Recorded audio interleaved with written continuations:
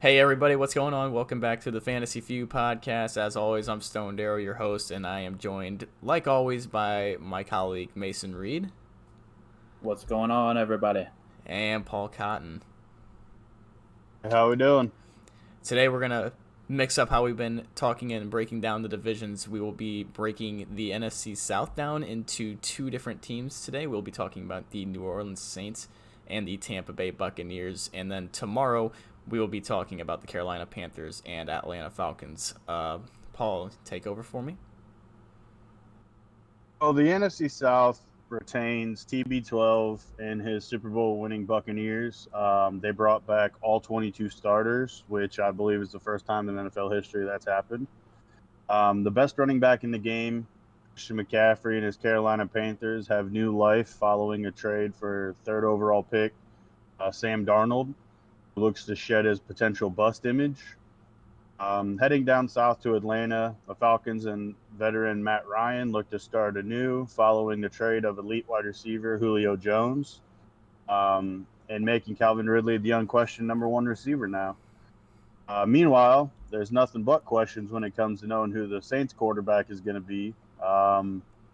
Michael Thomas, is he even going to be a part of the team anymore? I'm not real sure. See what happens when you retire Drew Brees. The Saints just they fall in the trash. So before we move on and talk about the actual quarterback competition and that stuff in New Orleans, I do want to shout out our social medias. We're on Facebook, Instagram, and Twitter. Name the Fantasy Few. If you're watching this on YouTube, we are on Spotify as well. Make sure to drop a like, comment, subscribe.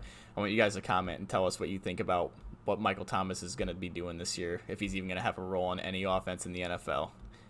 Mason, do you want to talk about some player changes for the New Orleans Saints for us? Yes, I do. Let's talk about the obvious. The Saints lost Drew Brees to retirement. Big hit, although he was not the same Drew Brees last year, so we'll see how that goes. They lost Emmanuel Sanders, and they gained Chris Hogan, and they just signed Devonta Freeman with potential. Maybe we'll see, what's his name, the backup running back right now? Latavius Murray. Latavius Murray. He might get cut. We'll never know. Let's talk about the Saints QB competition. I think that's the hot topic right now for the Saints. Famous Jameis Winston. I say he's winning right now. I agree. The first preseason game, he looked way better than throwing interceptions. But yeah. I just want to say I miss famous Jameis when he would be throwing his 400 yards and 3 touchdowns and 4 picks a game. I really miss that, and I'd like to see that again. I liked it for his fantasy wide receivers. It was amazing. Something else Say, I want to talk about. just a quick stat about that. Famous Jameis is the only quarterback in NFL history to have 30 touchdowns and 30 interceptions in the same season. I love that. I love it. That is my favorite stat of all time, easily. Incredible. How do you sit the guy? All right. So, anyways. Well, yeah, Taysom Hill, though, I mean, obviously they paid him this ginormous contract this offseason, expecting him to be the guy, and now out of nowhere, Jameis Winston. Well, I'm not going to say out of nowhere. I think Jameis Winston's from the start was the better quarterback of the two. I just don't know how the Saints didn't see that. I don't think you pay a gadget guy like Taysom Hill the money they did. It's kind of absurd. I think Sean Payton kind of has blinders on when it comes to that because he's looked at Taysom Hill as Drew Brees' successor for about 3 years now. And even before the quarterback competition started, when they had just signed Jameis, he still kind of spoke to it, and he said that Taysom Hill was going to be their guy, heir apparent when Drew Brees decided to hang him up. So I don't know if he's just kind of trying to stick to that tune and not really evaluate and make the best decision for the team, or if it's just kind of a pride thing for him and he's like, nope, this is our guy. Taysom Hill's our guy. But like you guys have said, I think Jameis should be the starter. He has the experience playing a full season at quarterback, and not really sure what the Saints are trying to do with Taysom Hill.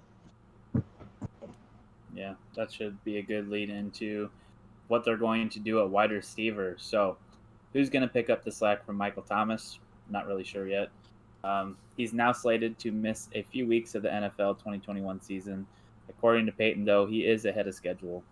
He is attending preseason games, and he should be good to play come 2021, even with the summer disputes. So basically, he could have gotten off-season surgery a lot sooner, but he didn't, and that threw up a lot of questions among fans and Saints personnel.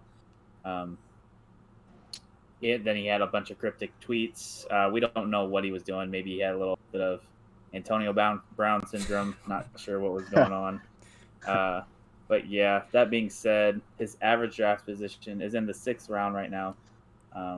If you're going running back heavy this year, definitely think about drafting Michael Thomas. And then I think the main guy right now that's picking up the slack is Marquez Callaway. He had minimal production in 2020, but Callaway caught 3 of 4 targets for 61 yards in last Saturday's 17-14 win. Callaway has been a favorite practice target for both Taysom Hill and Jameis Winston. He is established as the Saints' top wide receiver at this moment. Let's go ahead and kick it off with the potential bust. So my bust here is another fellow receiver that's been a part of this New Orleans squad that's supposed to have been the man, like the last 3 years, the man to step up for this receiving core, and that is Kwan Smith. He I don't know what it is about this guy. He's always supposed to be good every year. Everyone's like, yeah, okay, Michael Thomas got hurt this year. Time for some Traquan time, baby. But nah, his numbers, I mean, they did increase from 2019, but he also played 3 more games. But they were just on par with his rookie season. Last year he had 34 receptions for 448 yards and 4 touchdowns. And that is arguably his best season besides his rookie year. And that is very short of any kind of fantasy player I want on my team. I don't want that. Yeah, that's terrible production in my opinion. Like you already spoke to with Michael Thomas out for a majority of the year, with washed up Jared Cook at tight end, rookie Adam Trautman at the time at tight end. Like, there's so many targets that could have went around to Traquan, and he made 0 impact whenever he had whenever he had him coming his way. He did have 50 targets, by the way. Exactly, and he only had 34 catches. Like, yep. Maybe 2/3. Okay, we'll give him that. But I mean, that's not very good production, and that's exactly what we're speaking to, Stone. There's not a lot of big name people over there when you have Michael Thomas out for the Saints, outside of Alvin Kamara, who you know is going to be a check down machine. It's weird to even fathom he only had 50 targets when there's that big of a gap in the receivers over there. They literally had no one last year. And that speaks volumes to exactly where he's at and why he's a bust candidate. It blows my mind last year that Jared Cook also didn't do anything in that offense. Like, literally not a single receiver on that team picked up slack. And, obviously Drew Brees wasn't as good as he was last year. But, I mean, everyone puts all the burden on him. But, come on, you got to look at the receiving core and what they did for him. There was no help at all for the poor guy. I do want to talk about, the big sleeper, Marquez Callaway. No one's really talking about this guy at all. And I'm not going to say one of my favorite receivers in the NFL, but like in terms of very late round value, I think Marquez Callaway is going to be one of the best receivers that you can draft this year, because like we talked about, he's looking at the favorite practice target right now, and our sleeper app that we did our mock draft on, they actually came out and talked about how Marquez Callaway is by far the runaway lead receiver for this team right now, with Michael Thomas out of the question. So if you need a receiver, Marquez Callaway late is going to be a big play for you guys. So let's move on to the guarantees. Mason, you want to talk about your guarantee, bud? Yeah, I would love to talk about my guarantee.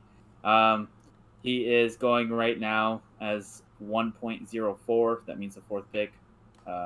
He was ranked the number 1 running back last year. 80% of his finishes were in the top 10. This guy's name is Alvin Kamara.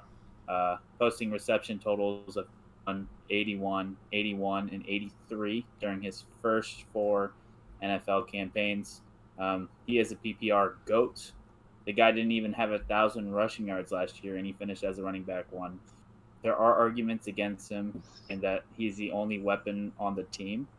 That he doesn't have Drew Brees, Michael Thomas to take off the pressure. But let's not forget how I mentioned earlier, Brees was clearly not himself last year, as his injuries held him back significantly. And Thomas was injured, and when playing, just wasn't the same Michael Thomas. If you have picks 1 through 3, do not be scared to draft Alvin Kamara. Now, when it's a non-PPR league, that changes it a little, but I'm still you draft the guy because he's still going to post over 1,600 yards probably, and probably over 10 touchdowns. So legit touchdown machine. He's also my guarantee, and Mason went through all the stats right now, and his average draft position is like 4th or 5th in most leagues, 6th in some. I don't care, like Mason said, who the quarterback is. If Hill's throwing it, if Jameis Winston's throwing it, Alvin Kamara is going to get his targets. He's going to get his catches because that offense is going to have to be designed to run around this guy, essentially. Like, he is by far the best player on that offense, in my opinion, and I think he's, like, the best running back in the NFL. Overall, like, rushing, receiving capabilities, a lot of people like to say CMC's the best, but CMC's just the best pure receiver, and then Derrick Henry's the best pure rusher, but I think putting it all together, I would say Alvin Kamara is the best overall running back in the league. I love that. It's a spicy take, sir. You want to talk about Adam Trautman a little bit over there? Your little guarantee? Yeah, as I kind of already alluded to just a couple minutes ago, Jared Cook washed up. He didn't do anything in that offense last year. Adam Trautman, he kind of comes in with no clear competition behind him at tight end. I would say maybe his stock takes a little bit of a hit if Taysom Hill's the quarterback, just because of how much he likes to run, how he doesn't always look to pass first. I think it really doesn't matter who starts a quarterback for them. He'll be a security blanket, as are most tight ends. I just think he's going to be picking up a lot of the targets in the absence of Michael Thomas while he's still rehabbing from his injury if he doesn't start the season. And then we've already kind of alluded to it. There's not really a lot of sure guys that are going to be getting those targets. Callaway, he looks to be the guy taking off, but Kwan Smith is still there. You know what he's done? Absolutely nothing in his career. So a lot of those targets are just going to get pushed around, and I think Troutman's going to benefit from it.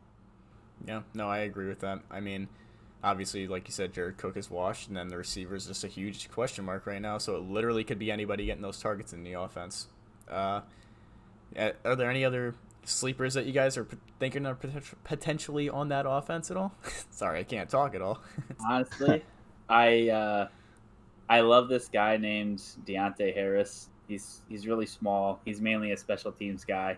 I don't look to see him see a lot of targets, but I think that he's one of those guys that will have those big. He can stretch the field, and if Jameis Winston is a quarterback, he's going to have some long touchdown catches. And for those of you people that love stats, his production in 2020 was minimal, but going back to college, he was an amazing special teams player. He had over 14 total return touchdowns and over 3,000 return yards in his total career. The guy's a monster. The guy's super fast, just kind of small. Definitely has potential to get hurt. But that's the guy I like. Is he somebody you're going to be drafting in any leagues?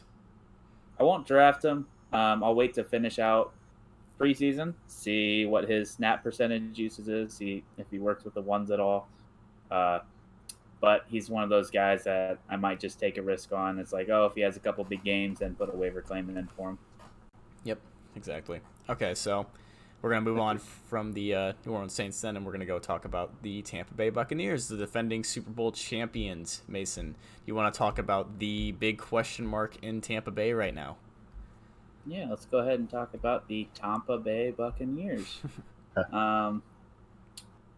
I think one of the biggest questions right now is running back. In New England, Tom Brady always had kind of like a sure guy he would trust.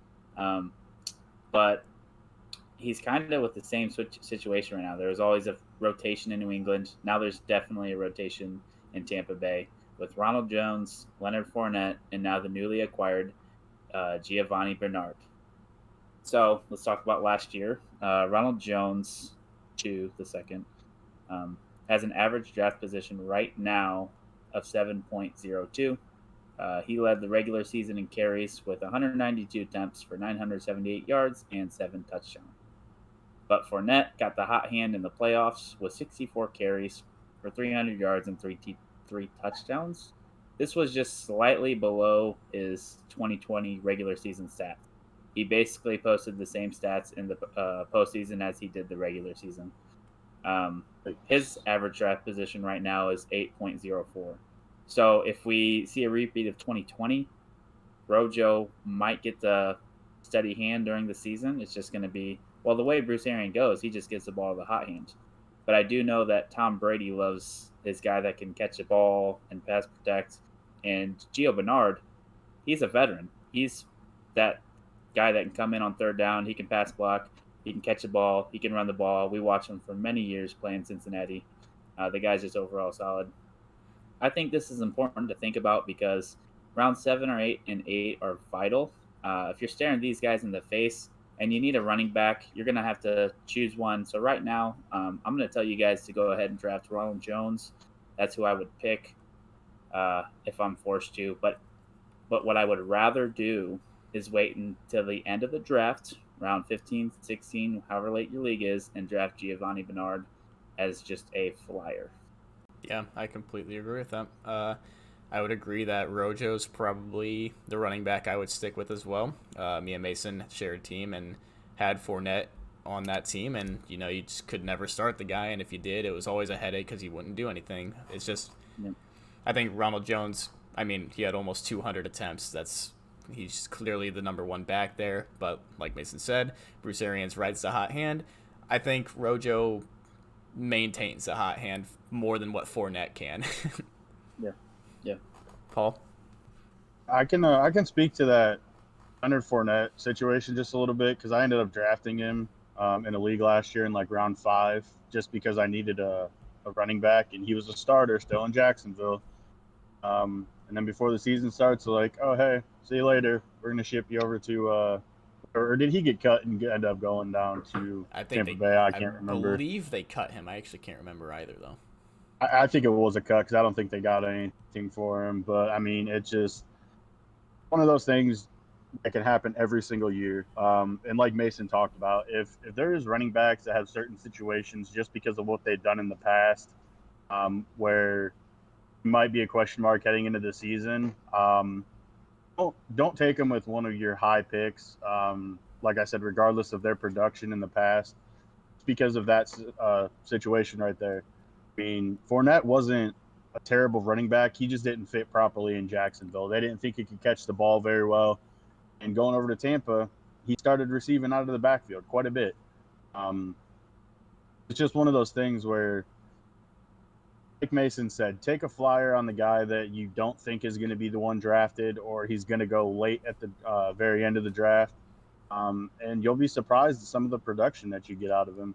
Yeah, Giovanni Bernard's easily one of the probably biggest sleepers at the running back position this year because no one's talking about him. Everyone's talking about Rojo versus Fournette, and it's going to be a battle between those two guys, but the guy who's going to be catching every single ball is Giovanni Bernard. So not every single ball, but that's what he did in Cincinnati, and he did it very well. So I'd be surprised for them to not put him in that role in Tampa. You guys know who Tom Brady's favorite target was in New England out of the backfield? I'd say James White. I was going to say White. Exactly, James White. And are James White and Giovanni Bernard not about the same type of running back? Taller guy in stature, very, very well known to catch the ball out of the backfield. And like you said, Mace, he had that one guy that he trusted. And if he can get that chemistry with Gio, the sky's the limit because James White was never considered like the number one in the backfield for the Patriots ever, regardless of who was there. Damian Harris, LeGarrette Blount, the list goes on and on. He was never considered the top guy, but he's always been the one to come out, produce, worthy of a flex position. Maybe not an RB2, an RB1 spot on your roster, but he'll be a guy that can go out there and get you those 6 to 8 points, maybe a little bit more each week, that can just help you in a flex position. Yeah, I completely Agreed. agree with that. So moving away from the running back situation, let's just go ahead and talk about some busts now. I'll start off. Antonio Brown. I want to say nobody because it's Tampa Bay's offense. But out of everybody on the team, we don't really know how Brown can perform next year compared to expectations, I guess. It's hard to, talk about it because he's 33 years old now. He's not in his prime anymore. Obviously, he's still very talented, but he's playing behind Mike Evans and Chris Godwin, and Scotty Miller's still in town, and they got O.J. Howard there, and I mean, the list goes on and on about all the talent they have. Giovanni Bernard, like we just talked about, receiving back, he's going to take targets now. It's just like, the only reason I'm going to say Antonio Brown is my bust here is because he's not going to get the volume that I think that he got last year. I think it could decrease. Okay, that's respectable. Yeah, plenty of mouths to feed. I'll go ahead and start with my bust. Let's go ahead. His average draft position this year is 4.05. He finished as the wide receiver number 32 last year. He missed 4 games and compiled 840 yards with 7 touchdowns. This guy's name is Chris Godwin. His 2019 stat line was 86 for 1,333 yards and 9 touchdowns on 120 targets in 14 games. Okay, that's pretty good. In 10 full games with Mike Evans, Antonio Brown, and Chris Godwin, he saw 71 targets. That is 19% snap or target share. Moral of the story, from my standpoint, Godwin will probably miss a couple games, as a lot of NFL players do. Antonio Brown is going to steal targets from him. But like Stone said, with O.J. Howard returning, Gio for sure stealing targets, I predict Godwin sees a target share at 17% or below. Not favorable when you're drafting a wide receiver in the 4th round. Fair. Very fair. Very fair. Jumping into my bust, I would have to go with Rob Gronkowski. He's getting up there in age, the wear and tear on his body that we have already seen from his time in New England over the years. Last year, he was really just touchdown dependent. 45 catches, that's average for a tight end. 623 yards, decent. 7 touchdowns. That's where a lot of his proverbial money lied when it came to fantasy last year. O.J. Howard, he's coming back from injury. They have 3 starting receivers all coming back. Antonio Brown, Chris Godwin, and Mike Evans. And I think a lot of his targets, I mean, just because of that chemistry he has with Tom Brady, he'll be looked at as a guy over there. They still have Foster as a tight end, which, I mean, nobody's going to be drafting him. O.J. Howard, he might get drafted, but it's one of those things. There's just so many targets to go around that I don't see his touchdowns kind of being in the same place they have been. And I feel like without those touchdowns being there, 45 catches and 600 yards is just average. I feel like you can probably find a lot better production from other players around where he's being drafted. And yeah, I just don't see Gronk being the same Gronk of old that we've seen before, that we've known in the past. If you're playing fantasy football during the Super Bowl, it'd be great to be able to start him because he's going to go out there and perform in the Super Bowl. Yeah. Do that. I feel you. Yeah, but I think more of the story is there's way too many mouths to feed on Tampa Bay, and we really don't know right now who's going to be the guy. I think it's just easy to say, like, my guarantee this year is Chris Godwin as opposed to Mason. I think out of, everybody on that offense, I think I wouldn't say he's the best receiver on the team because I do think Mike Evans is probably the best pure receiver on that team, but Chris Godwin definitely has a case to be the best receiver on that team. The guy's an absolute stud. I mean, like Mason said, he missed 4 games last year. Still ended up with 65 catches, 840 yards, and 7 touchdowns. If you give him those 4 games back, he's pretty much on pace for about 1,200, 1,300 yards and about 10 or 11 touchdowns. Like, that's fantastic stats. And he, in 2019, missed a couple of games as well, but still ended the year with 86 catches for 1,300 yards and 9 touchdowns. So his stats would not have been as good, but you're now factoring into 2020. You have Gronkowski there now and Antonio Brown, and you had all these weapons that were added, and he still was able to produce he was very capable of producing the numbers that he did in the past. Maybe not as efficiently, but I still think this year he's going to be plus 1,000 yards, possibly plus 10 touchdowns. I don't think there's anything to be scared of with Chris Godwin. I think that's very possible. No fault for you saying that there.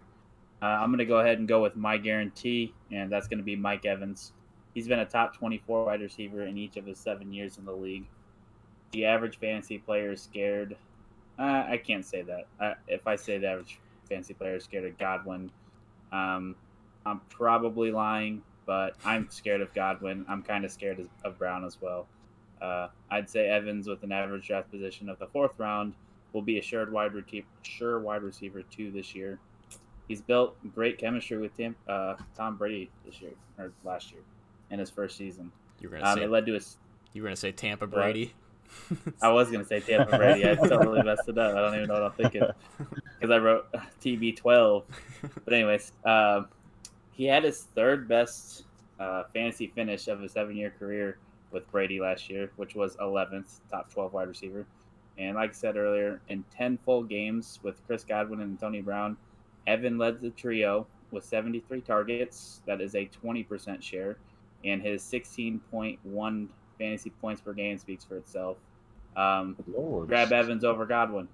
That's my take. Very underrated, man. Mike Evans is always slept on every year. Like I was talking about my guarantees Godwin, I had to, shout out Mike Evans. I still think he is the best receiver on that team. I mean, what'd you say? Top 24 in each of his first 7 years? How is he so slept on still? He's a first sure pick every year. Yeah. You could draft him in the 2nd or 3rd round and be happy with him. Yeah, but I believe. But he slips past that somehow, so yeah. It's crazy. What's your pick for best player on the team, Paul? So my guarantee, do you know what all those players have in common, regardless of if we talked about him being a bust or a guarantee? Tom Brady. He is hands down the GOAT. Greatest quarterback of all time. Being drafted about 7'10", and that's, it seems kind of high for some quarterbacks. But again, he put up, at age like 912, he put up 4,600 yards and 40 touchdowns compared to just 12 interceptions last year. That's wild. And now he's playing in his 2nd year under Bruce Arians, an offensive-minded coach, which he came out and said last year that's the first time in his career ever played under an offensive-minded coach. It's wild to think about considering the stats that he's put up in his time in New England and his 5 Super Bowl wins. You can't go wrong with Tom Brady. Every year people sleep on him. I think it was 4 years ago that the first game of the season, they got blown out by Kansas City. And obviously it was still with New England, but everybody in the media was like, oh, Tom Brady's done. Tom Brady's done. Tom Brady's done. And what has he done? He's come out, won 2 more Super Bowls. He just keeps proving everybody wrong. He's not one of those super athletic guys. He just comes out, he works hard, and he does what he has to do. He makes everybody around him better. And I don't think you can go wrong drafting him. If you can get him maybe a little bit later than the 7th round, I would prefer that. But at the same time, it's never going to be a bad pick having Tom Brady as your quarterback in fantasy. Nope. I don't know if this is a true stat or anything. I'm making this up right now, but you can almost always rely on him to be a top 12 QB in the league. Obviously he's the greatest player to ever play with his 7 championships. Moves to the Bucs and wins a championship in 1 year. To be fair, he has all the talent that he could ever possibly want on both sides of the ball. But, there's no arguing against what he's able to do there. Before we leave this team, I want to talk about potential sleepers here, and I'm just going to brush up quickly. I think a guy named Scotty Miller, the 4th receiver on the team, has definite potential to actually be the number 3 receiver this year. I don't know what it is about Antonio Brown. I'm just not liking him as much this year. I think he could definitely fall off, but Scotty Miller last year had 53 targets, caught 33 of them. Not the greatest percentage, but he had 501 yards and 3 touchdowns. He always catching the long balls. He had an average of about 15 yards per catch, which is pretty solid. and I think those numbers could improve this year. Well, Antonio Brown already got in a fight in camp. It probably won't take him. He's probably on thin ice with everybody in the world. Like, he has to be on his best behavior. So if he keeps pulling stuff like that, Scotty Miller could easily take his spot. Scotty Miller is very talented. Very talented. Yeah. I think he's a very good receiver. Agreed.